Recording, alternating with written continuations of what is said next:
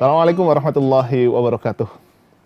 Sahabat-sahabatku yang dirahmati Allah Subhanahu wa taala, alhamdulillah. Gimana puasanya hari ini? Semoga Allah Subhanahu wa taala jadikan puasa kita itu sebagai momentum besar untuk menguatkan keimanan kita, untuk mengabadikan kebahagiaan kita, karena kita tahu bahwa puasa itu merupakan salah satu metode terbaik untuk mengendalikan emosi kita.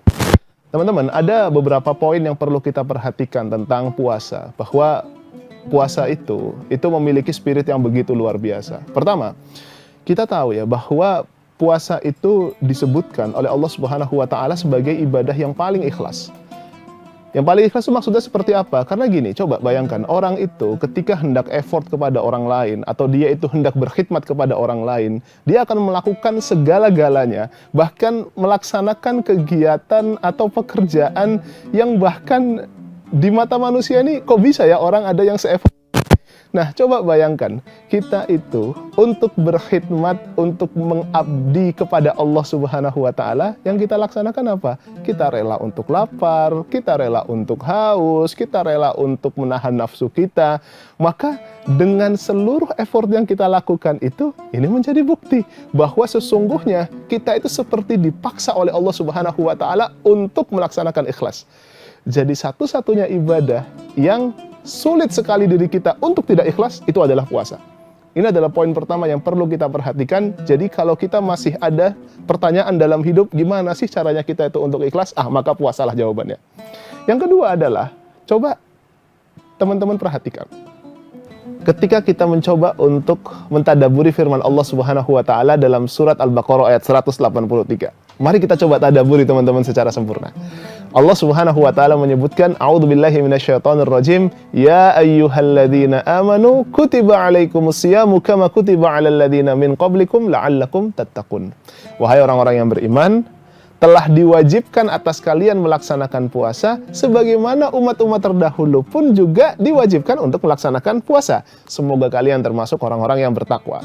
Coba kita fokus kepada kalimat terakhirnya. Mari kita baca dari angle yang lain. Allah Subhanahu wa taala menyebutkan bahwa cita-cita orang yang berpuasa adalah menggapai ketakwaan. Jadi hasil yang akan diperoleh dari orang yang berpuasa adalah menggapai ketakwaan. Nah, sekarang kalau kita hubungkan ayat ini dengan ayat yang lain, misalkan dalam surat At-Tolaq ayat 2 dan 3, Allah menyebutkan, "Wa may yattaqillaha yaj'al lahu makhraja wa yarzuqhu min haitsu la yahtasib." Barang siapa bertakwa kepada Allah Subhanahu wa taala, maka Allah akan beri dia jalan keluar dan Allah akan berikan rizki dan Allah Subhanahu wa taala akan memberikan rizki melalui jalur yang tidak diduga-duga. Artinya Allah Subhanahu wa taala sediakan hadiah yang begitu luar biasa bagi orang yang bertakwa. Sehingga saat kita tahu bahwa cita-cita orang yang berpuasa adalah menggapai ketakwaan, dan buah daripada ketakwaan adalah dibukakannya pintu-pintu jawaban atas permasalahan kita, plus juga di waktu yang sama Allah Subhanahu wa taala berikan hadiah berupa apa? Berupa rezeki melalui jalur yang tidak diduga-duga. Berarti puasa itu teman-teman sekalian adalah wasilah, adalah sarana untuk diselesaikannya seluruh permasalahan hidup kita, plus juga Allah Subhanahu wa taala akan bukakan rezeki melalui jalur yang tidak diduga-duga. Bahkan coba kita arahkan sedikit pandangan kita di surat At-Tolaq tadi. Orang yang bertakwa kepada Allah akan dibukakan jalan keluar bagi dirinya. Dibukakan pintu keluar bagi dirinya. Coba, kalau kita berada di rumah kita. Di rumah kita terdiri dari 3 pintu dan ada 5 jendela.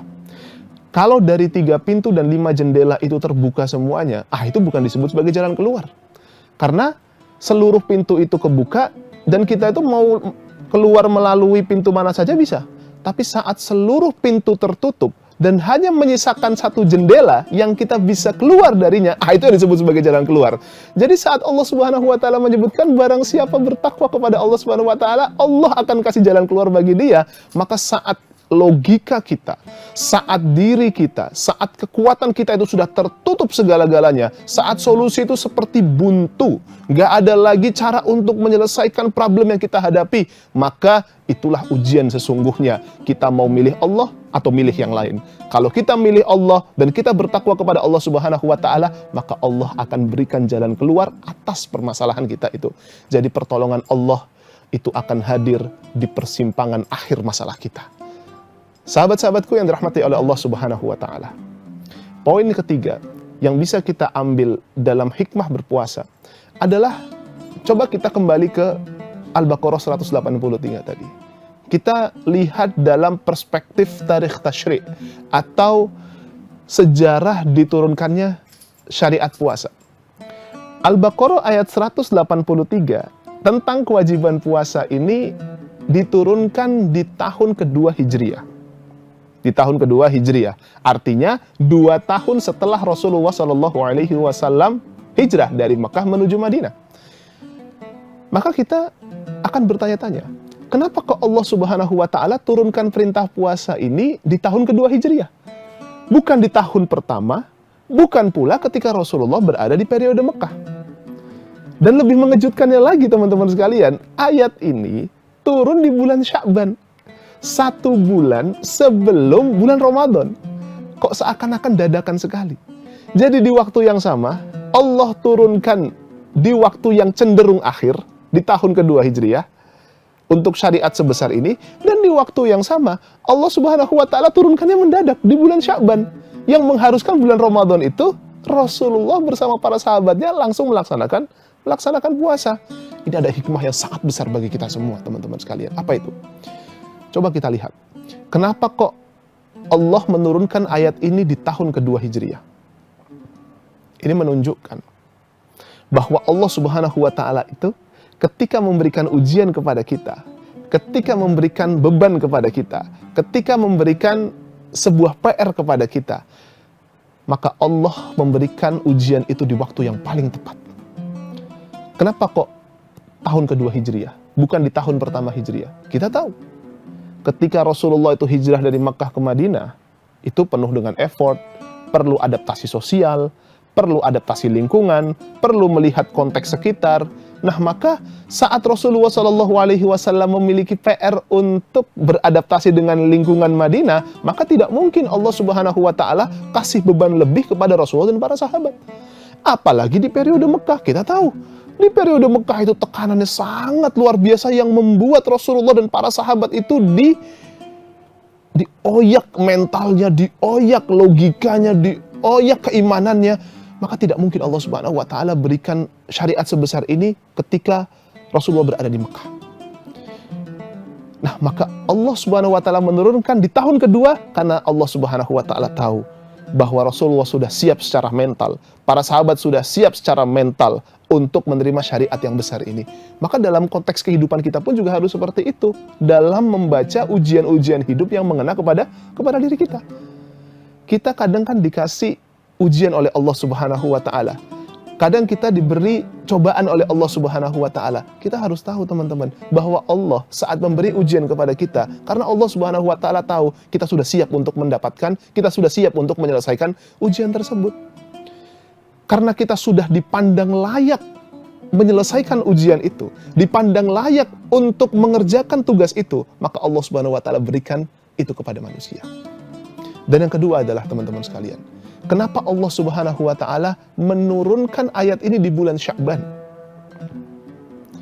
Kenapa di bulan Sya'ban 1 bulan sebelum bulan Ramadan? Artinya persiapannya ini mepet banget. Ini menjadi pelajaran bahwa mental seorang muslim sejati adalah mental yang siap menerima tugas dadakan. Mental yang siap diberi ujian dadakan.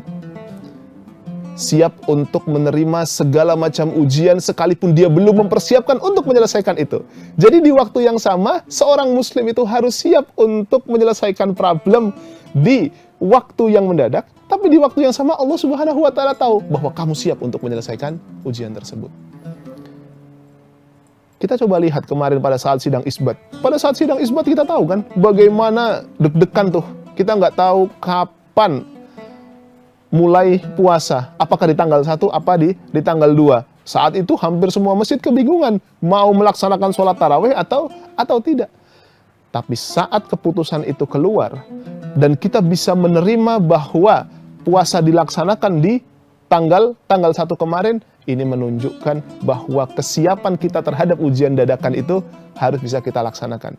Jadi seorang muslim bukanlah sosok yang mudah baperan, yang mudah ngeluh, yang mudah untuk protes saat dihadapkan dengan ujian dadakan. Bukan seperti itu. Justru Allah Subhanahu wa Ta'ala mengajarkan kepada kita bagaimana mental kita itu menjadi mental yang kuat, tidak mudah goyah, tidak mudah hancur, dan tidak mudah untuk diombang-ambing dalam kehidupan.